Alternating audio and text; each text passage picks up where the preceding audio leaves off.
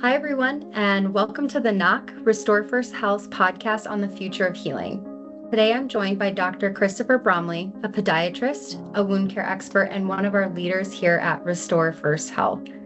Dr. Bromley, thanks for being here. I know you've treated hundreds of lymphedema patients over several decades. Share with us the challenges you've seen in your experience. It's an absolute honor to be with you today, Jessica. And in my experience, lymphedema really falls into two categories. There are people who have a genetic defect that causes one limb or more to not drain out the fluid that gets trapped in the inner space. And by inner space, in our arms or our legs, we have skin and we have muscles, we have bone, and we have blood vessels and nerves. And in between all of those structures, there's something called the inner space, and that's fluid that builds up in there is supposed to naturally drain from the hand up to the armpit or from the foot up into the groin. Patients can have genetic deformities that don't allow that to happen the way it's supposed to, and you'll see the legs get very, very big and very, very swollen and very deformed. More common than that are patients who have an abnormal relationship in that inner space because of a defect that they have in their flow. So we have flow that comes into the leg from the heart, let's say, out to the hand, or from the heart to the foot. That arterial flow becomes out to the tip of where it needs to go, and then it comes back as venous blood flow, or deoxygenated blood. If there's an impairment in the amount of pressure, so think about turning up the pressure on your faucet or your hose. If the flow is not going out the way it should because of heart failure, or it's not returning from the foot or the hand because of reduced competency of the veins are supposed to have the fluid only go up or back to the heart. If those systems are broken, either on the way out in the arterial or on the way back on the venous side, what happens is this interstitial fluid gets trapped and can't get back. So that's called a secondary lymphedema. Primary lymphedema is genetic. Secondary lymphedema is because of an abnormal dynamics in the flow. And that's what we see more often. And for decades that I was in practice, the treatment options were really poor. You could document it. You could recommend that patients maybe elevate their legs during the day, which they don't do. You could recommend they pull on a sock. The socks that have enough pressure to prevent that are up in the 20, 30, 40 millimeter range. And I don't know if you've ever tried to put one of those on, but even if you're young and have agile and really good hand strength, it's very difficult to put those garments on. And then for maybe about 10 years, we had something called intermittent pneumatic pressure. So you would have what looked like a big pant leg, and you would pull it on at home, and you'd sit in the recliner or chair, and you'd turn this machine on. These machines were very expensive, and they would inflate from the foot up to the ankle, up to the leg, up to the thigh. And that recurrent pressure while you were sitting there for a couple hours would help that drain out. And we know that it's expensive. It only is happening once a day. And it wasn't until the government passed something called the Lymphedema Treatment Act at the end of 2025, at the end of 2024, that took place in January 1 of 2025, allowed the use of a wearable garment. So not something that you have to work hard to get on.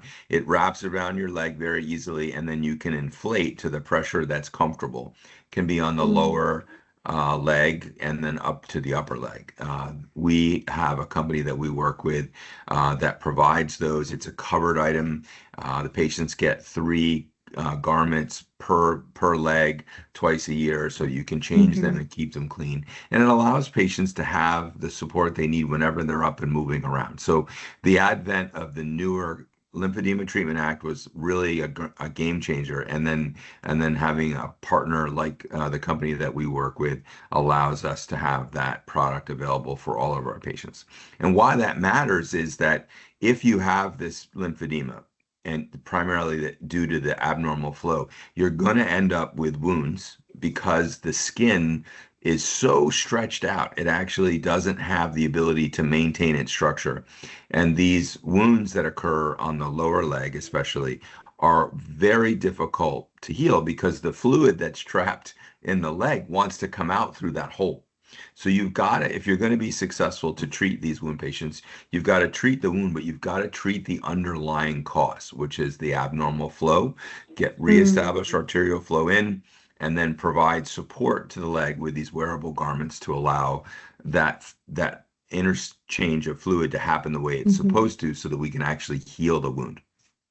And so it's crazy as you're saying this because I just read something that shows we have an estimated 10 million people in the United States living with this condition, whether it's type 1 or type 2, like you've mentioned. Mhm. And with this new law that's passed, I wonder how many of those people know and how many of those have even established a relationship with a partner like Restore First Health that really does have the newer tools that gives them a little bit of their life back. And so, I've already learned so much in the short amount of time we've been here. I'm sure you have so much more to say.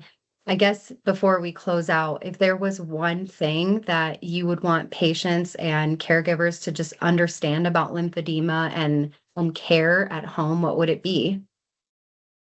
Secondary lymphedema is 10 times more common than peripheral arterial disease. So if you're a patient, you need to ask your provider, and if your provider isn't taking you seriously, find somebody who is. And if you're a provider, educate yourself as to what the alternatives, what state-of-the-art medicine alternatives there are for that condition. And if you're not sure, please feel free to reach out to us at Restore for Help. We're happy to be a resource for patients and for providers. Amazing. And Dr. Bromley, where can we get more information? If someone's watching this right now and they're saying, wait, I want more information, what should they do? Well, we have some great resources at Restore First Health. We help train our patients. You can use Chat GTP. You can use different to look up. I like to go to Google Scholar so that I'm looking at evidence-based medicine that's been published, and you can type in, what's the latest treatment for secondary lymphedema, or what can I do? So educating yourself. There's some great resources at our fingertips. Absolutely. Oh my goodness. Well, thank you so much for being here today. I have so many more questions after this. So, again, for any of our listeners and followers who've been staying along for the journey of the knock, I hope you enjoyed this episode on lymphedema. And hopefully, you do have more questions and you have established a relationship with someone who can truly help you or someone you love in their lymphedema care. Thank you so much. Thank you.